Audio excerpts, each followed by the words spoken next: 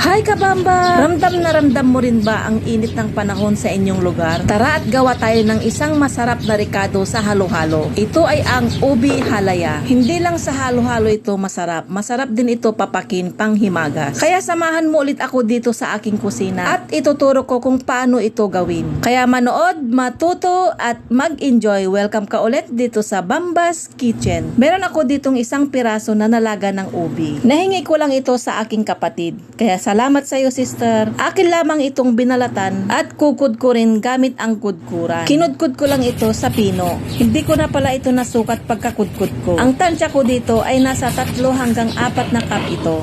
Pagkatapos nito ay agad ko naman na itong lulutuin. Dito sa aking non-stick pan ay naglagay lang ako dito ng 1 cup na kakanggatan ng nyog at 1 cup na evaporated milk. Akin lamang itong hinalo. Kung may non-stick pan naman kayo ay mas maganda ito na gamitin para hindi magdikit yung ating gagawing ubi halaya. Pagkakulo naman nito ay agad ko namang nilagay yung aking kinudkod na ubi. Maganda itong klase na ubi dahil hanggang loob nito ay ang tingkad ng kulay. May mga klase kasi na ubi na nabibili na yung pinakalabas lang yung kulay ubi niya. Pero sa loob nito ay kulay puti. Pero maganda pa rin naman na gawin yun na ubi halaya. Kaya nga lang magdagdag na lang kayo ng pangpakulay nito pag ganun ang nabili nyo. Pagkalagay naman natin dito sa nakudkod na ubi ay dapat continuous na yung paghalo natin dito. Kaya mapapalaban yung ating braso dito kabamba. After natin mahalo itong ating nilagay na kinudkod na ubi ay isinunod ko namang agad itong ating condensed milk. Sakto naman na mayroon akong condensed milk na ubi flavor ay ito na yung aking nilagay. Pwede rin naman kahit yung regular na condensed milk. Dahil sabi ko nga maganda na yung kulay ng ube. Kaya kahit regular lang na condensed milk ay pwede na ito. Kung medyo nakukulangan naman kayo sa tamis nito ay pwede naman kayong magdagdag dito ng white sugar. Depende sa gusto nyo kung gaano ito katamis. Pero ako ay hindi na ako dito nagdagdag ng asukal. Pagkalagay ulit natin dito sa condensed milk ay kailangang dire-diretso yung ating paghalo dito. Haluin natin hanggang malapot na ito or hanggang madissolve na yung liquid na ating nilagay. Ganito dapat ang kanyang itsura, yung naging sticky na siya. Habang hinahalo ko ito kabamba ay takam na talaga ako. Maglalagay pala ako dito ng 3/4 tablespoon na margarine o kahit butter pwede. Para maging shiny yung ating gagawing ubi halaya ay kailangan nating maglagay nito. Haluin lang ito hanggang matunaw. Sa oras na ito pala kabamba ay pinahinaan ko na yung apoy ng aking kalan. Yun bang parang nag-iiniin ka na lang ng kanin. Sabi ko kanina ay mas magandang gamitin yung non-stick pan dito. Dahil makikita nyo sa pinakailalim nito ay hindi nagdidikit yung ubi dun sa kawali. Nakapag-try na kasi ako dito nagluto ng ubi halaya gamit ang regular na kawali. At doon ay nasusunog yung pinakailalim niya. Pagkaluto ko naman ito ay agad ko naman transfer dito sa llanera. Nilagyan ko lang ito ng sapin na dahon ng saging. At pinahiran ko pala ng margarine itong dahon ng saging. Hindi ko na pala napakita dito sa video. Akin lamang itong pinatas gamit ang spatula. Maganda rin na gamitin itong dahon ng saging pang sapin dito sa ubi halaya. Dahil pang dagdag aroma din kasi itong amoy ng dahon ng saging. Yan na kabamba, ready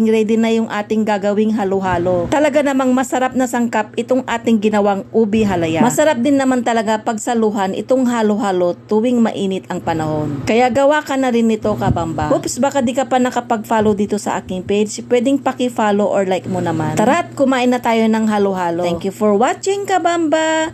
See you sa aking next cooking vlog.